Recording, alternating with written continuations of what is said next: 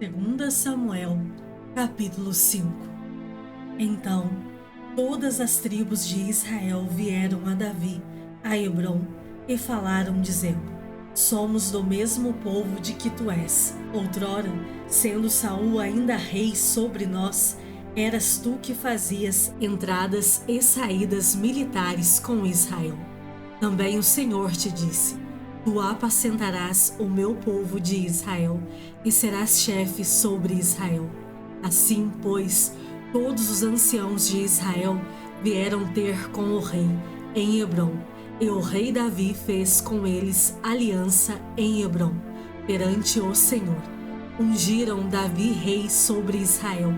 Da idade de 30 anos era Davi quando começou a reinar, e reinou 40 anos. Em Hebrom, reinou sobre Judá 7 anos e 6 meses. Em Jerusalém, reinou 33 anos sobre todo Israel e Judá. Partiu o rei com os seus homens para Jerusalém contra os jebuseus que habitavam naquela terra e que disseram a Davi: Não entrarás aqui, porque os cegos e os coxos te repelirão. Como quem diz: Davi não entrará neste lugar. Porém Davi tomou a fortaleza de Sião. Esta é a cidade de Davi. Davi naquele dia mandou dizer: Todo o que está disposto a ferir os jebuseus, suba pelo canal subterrâneo e fira os cegos e os coxos, a quem a alma de Davi aborrece. Por isso se diz: nem cego nem coxo entrará na casa. Assim, habitou Davi na fortaleza, ele chamou a cidade de Davi. Foi edificando em redor, desde Milo e para dentro. Ia Davi crescendo em poder cada vez mais, porque o Senhor, Deus dos exércitos, era com ele. Hirão, rei de Tiro, enviou mensageiros a Davi, e madeira de cedro, e carpinteiros, e pedreiros, que edificaram uma casa a Davi. E conheceu Davi que o Senhor o confirmara rei sobre Israel, e que exaltara o seu reino por amor do seu povo. Tomou Davi mais concubinas e mulheres de Jerusalém, depois que viera de Hebrom, e nasceram-lhe mais filhos e filhas. São estes os nomes dos que lhe nasceram em Jerusalém: Samua, Sobabe, Natã, Salomão, Ibar, Elisua, Nefeg, Jafia, Elisama, Eliada e Elifelete. Ouvindo, pois, os filisteus que Davi fora ungido rei sobre Israel, subiram todos para prender a Davi. Ouvindo-o, desceu Davi à fortaleza. Mas vieram os filisteus e se estenderam pelo vale dos Refaíns. Davi consultou ao Senhor, dizendo: Subirei contra os filisteus? Entregar-mos-ás nas mãos? Respondeu-lhe o Senhor: Sobe, porque certamente entregarei os filisteus nas tuas mãos. Então veio Davi a Baal-Perazim e os derrotou ali, e disse: Rompeu o Senhor as fileiras inimigas diante de mim, como quem rompe águas. Por isso chamou o nome daquele lugar Baal-Perazim. Os filisteus deixaram lá os seus ídolos, e Davi e os seus homens os levaram. Os filisteus tornaram a subir e se estenderam pelo vale dos Refaíns. Davi consultou ao Senhor, e este lhe respondeu: Não subirás. Rodeia por detrás deles e ataca-os por defronte das amoreiras. E há de ser que, ouvindo tu um estrondo de marcha pelas copas das amoreiras, então te apressarás. É o Senhor que saiu diante de ti a ferir o arraial dos filisteus. Fez Davi como o Senhor lhe ordenara, e feriu os filisteus desde Geba até chegar a Gezer. Segunda Samuel, capítulo 6. Tornou Davi a ajuntar todos os escolhidos de Israel, em número de 30.000. Dispôs-se e, com todo o povo que tinha consigo, partiu para Baalá de Judá, para levarem de lá para cima a arca de Deus, sobre a qual se invoca o nome do Senhor dos Exércitos, que se assenta acima dos querubins. Puseram a arca de Deus num carro novo e a levaram da casa de Abinadab, que estava no outeiro, e Uzá e Aiô, filhos de Abinadab, guiavam o carro novo. Levaram-no com a arca de Deus da casa de Abinadab, que estava no outeiro, e Aiô ia diante da arca. Davi e toda a casa de Israel alegravam-se perante o Senhor, com toda sorte de instrumentos de pau de faia, com harpas, com saltérios, com tambores, com pandeiros e com símbolos. Quando chegaram à eira de Nacon, estendeu Uzá a mão à arca de Deus e a segurou, porque os bois tropeçaram. Então a ira do Senhor se acendeu contra Uzá, e Deus o feriu ali por esta irreverência, e morreu ali junto à arca de Deus. Desgostou-se Davi, porque o Senhor irrompera contra Uzá, e chamou aquele lugar Pérez Uzá, até ao dia de hoje. Temeu Davi ao Senhor naquele dia e disse: como virá a mim a arca do Senhor? Não quis Davi retirar para junto de si a arca do Senhor para a cidade de Davi, mas a fez levar à casa de Obed-edom, o geteu. Ficou a arca do Senhor em casa de Obed-edom, o geteu, 3 meses, e o Senhor o abençoou e a toda a sua casa. Então avisaram a Davi, dizendo: o Senhor abençoou a casa de Obed-edom e tudo quanto tem, por amor da arca de Deus. Foi, pois, Davi e, com alegria, fez subir a arca de Deus da casa de Obed-edom à cidade de Davi. Sucedeu que, quando os que levavam a arca do Senhor tinham dado 6 passos, sacrificava ele bois e carneiros cevados. Davi dançava com todas as suas forças diante do Senhor, e estava cingido de uma estola sacerdotal de linho. Assim, Davi com todo Israel fez subir a arca do Senhor com júbilo e ao som de trombetas. Ao entrar a arca do Senhor na cidade de Davi, Mical, filha de Saul, estava olhando pela janela e, vendo ao rei Davi, que ia saltando e dançando diante do Senhor, o desprezou no seu coração. Introduziram a arca do Senhor e puseram-na no seu lugar, na tenda que lhe armara Davi. E este trouxe holocaustos e ofertas pacíficas perante o Senhor. Tendo Davi trazido holocaustos e ofertas pacíficas, abençoou o povo em nome do Senhor dos Exércitos, e repartiu a todo o povo e a toda a multidão de Israel, tanto homens como mulheres, a cada um bolo de pão, um bom pedaço de carne e passas.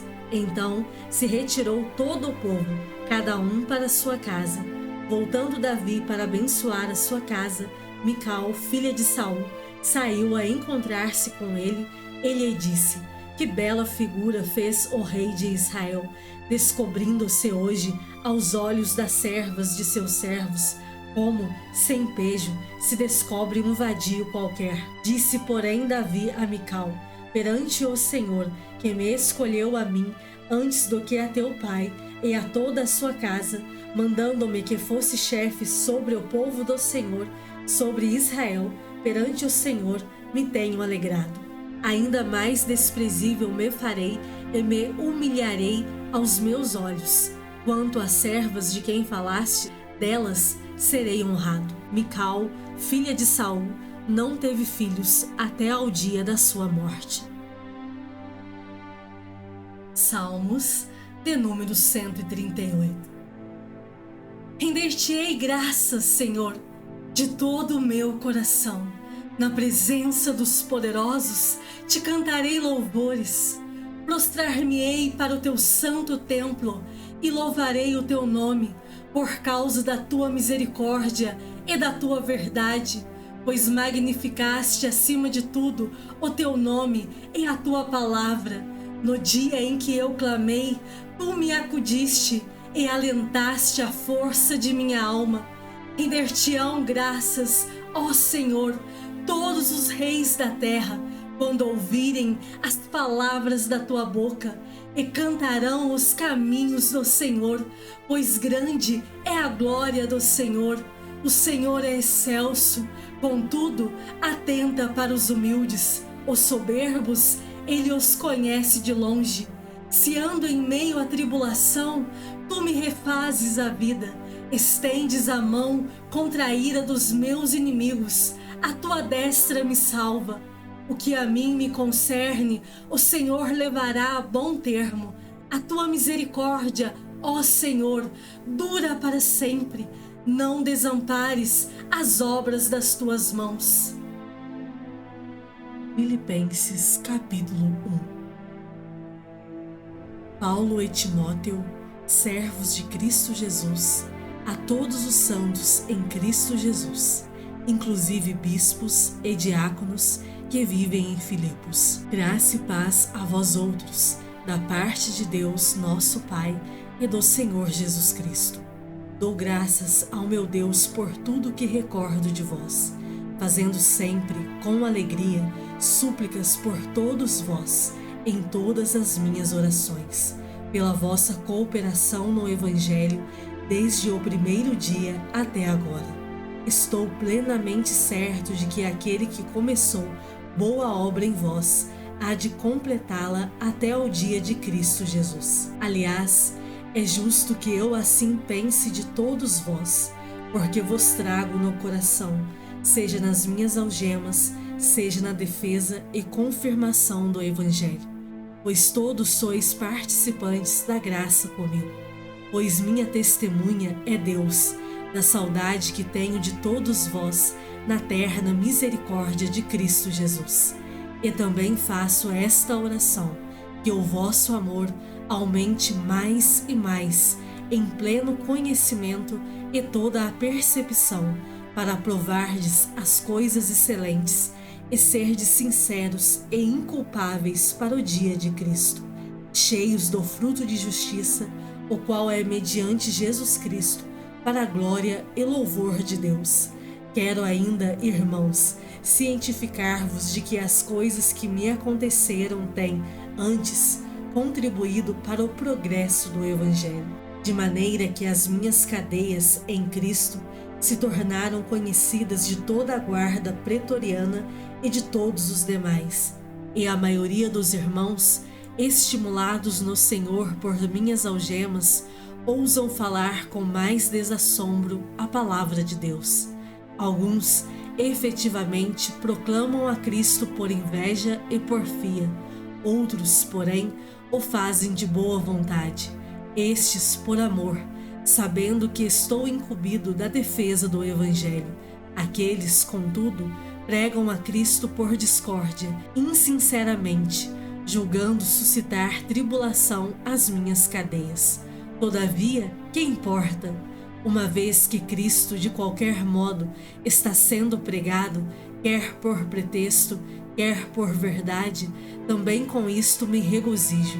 Sim, sempre me regozijarei, porque estou certo de que isto mesmo, pela vossa súplica e pela provisão do Espírito de Jesus Cristo, me redundará em libertação, segundo a minha ardente expectativa e esperança de que em nada serei envergonhado. Antes, com toda a ousadia, como sempre, também agora, será Cristo engrandecido no meu corpo, quer pela vida, quer pela morte. Porquanto, para mim, o viver é Cristo, e o morrer é lucro. Entretanto, se o viver na carne traz fruto para o meu trabalho, já não sei o que hei de escolher. Ora, de um e outro lado, estou constrangido, tendo desejo de partir e estar com Cristo, o que é incomparavelmente melhor. Mas, por vossa causa, é mais necessário permanecer na carne. E, convencido disto, estou certo de que ficarei e permanecerei com todos vós, para o vosso progresso e gozo da fé, a fim de que aumente, quanto a mim, o motivo de vos gloriardes em Cristo Jesus, pela minha presença de novo convosco. Vivei, acima de tudo, por modo digno do Evangelho de Cristo, para que, ou indo ver-vos, ou estando ausente, Ouça, no tocante a vós outros, que estáis firmes em um só espírito, como uma só alma, lutando juntos pela fé evangélica, e que em nada estáis intimidados pelos adversários, pois o que é para eles prova evidente de perdição é, para vós outros, de salvação, e isso da parte de Deus, porque vos foi concedida a graça de padecerdes por Cristo, e não somente de crerdes nele, pois tendes o mesmo combate que viste em mim e, ainda agora, ouvis que é o meu. Filipenses capítulo 2. Se há, pois, alguma exortação em Cristo, alguma consolação de amor, alguma comunhão do Espírito, se há entranhados afetos e misericórdias, completai a minha alegria, de modo que penseis a mesma coisa, tenhais o mesmo amor, sejais unidos de alma, tendo o mesmo sentimento. Nada façais por partidarismo ou vanglória, mas por humildade, considerando cada um os outros superiores a si mesmo. Não tenha cada um em vista o que é propriamente seu, senão também cada qual o que é dos outros. Tende em vós o mesmo sentimento que houve também em Cristo Jesus, pois ele, subsistindo em forma de Deus, não julgou como usurpação o ser igual a Deus. Antes, a si mesmo se esvaziou, assumindo a forma de servo, tornando-se em semelhança de homens e reconhecido em figura humana. A si mesmo se humilhou, tornando-se obediente até a morte e morte de cruz.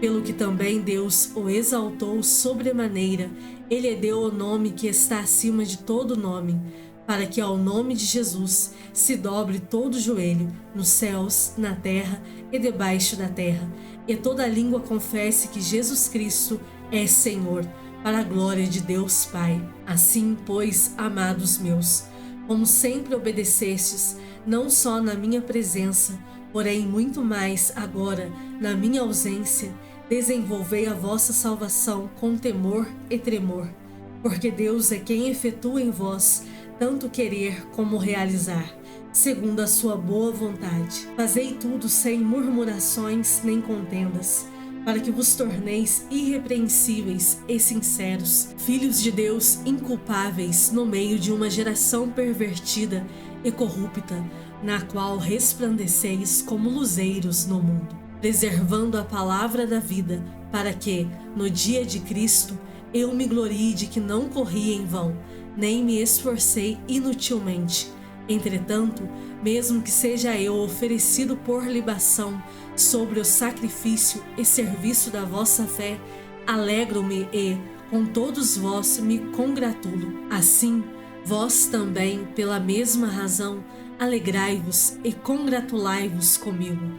Espero, porém, no Senhor Jesus, mandar-vos Timóteo o mais breve possível, a fim de que eu me sinta animado também, tendo conhecimento da vossa situação, porque a ninguém tenho de igual sentimento que, sinceramente, cuide dos vossos interesses, pois todos eles buscam o que é seu próprio, não o que é de Cristo Jesus. E conheceis o seu caráter provado, pois serviu ao Evangelho junto comigo, como filho ao Pai. Este, com efeito, é quem espero enviar, tão logo tenha eu visto a minha situação, e estou persuadido no Senhor de que também eu mesmo brevemente irei.